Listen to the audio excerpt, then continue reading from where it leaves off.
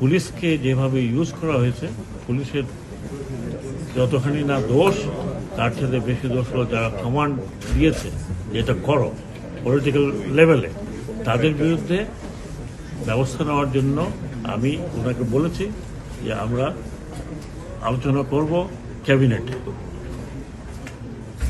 এবং পুলিশ যারা এতদিন মাঠে নামেনি আমার কাছে প্রমিস করেছে যে ওনারা এখন থেকে থানায় থাকবেন। তবে আমি আপনাদের মাধ্যমে বলছি যে যারা যারা নাগরিক আছে, এই পুলিশ না থাকলে তারা নাগরিকরা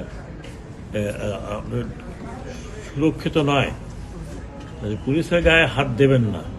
যদি আপনার কমপ্লেন থাকে ওনাদের কাছে বলবেন। আমরা কোনো অন্যায়কারীকে আমরা ছাড় দেবো না। আমি ইভেন স্টুডেন্ট রাষ্ট্রের সাথে কথা বলেছি, তারাও বলেছে যে আমাদের সাথে পুলিশের কোনো বিরোধ নাই, যা হয়ে গেছে। আমি ব্যক্তিগতভাবে মনে করি পুলিশকে কমিশন হওয়া উচিত। পুলিশ কমিশনের নিচে পুলিশ ফাংশন করবে, পলিটিক্যাল পার্টির নিচে না। পলিটিক্যাল পার্টির মিসইউজ করছে পুলিশকে, এটা হচ্ছে মুদ্রা কথা। যে যার জায়গায় যাবেন, তারা কাজ করবেন। তাদের মধ্যে যদি কেউ অন্যায় করে থাকেন সেটা দেখার মালিক হচ্ছে সরকার, সেটা মালিক তো আপনি আমি না। যদি করে থাকেন, অন্যায় করে থাকেন, ইনভেস্টিগেশন হবে, তাদের যতটুকু শাস্তি হবে ততটুকু হবে। আমরা ডিসাইড করেছি, আমরা ইনভেস্টিগেট করছি যে রংপুরের মামলাতে যারা জড়িত তাদের বিরুদ্ধে কি ব্যবস্থা নেওয়া যায়, এবং অতি সত্তর হতো তাদের বিরুদ্ধে ব্যবস্থা নেওয়া হবে। ওসিকে সাসপেন্ড করেছেন ওনারা অলরেডি, যিনি ওই যে এফআইআর লিখলেন, তারপরে 12 বছর ছেলেকে দিলেন, ওনাকে অলরেডি সাসপেন্ড করা হয়েছে।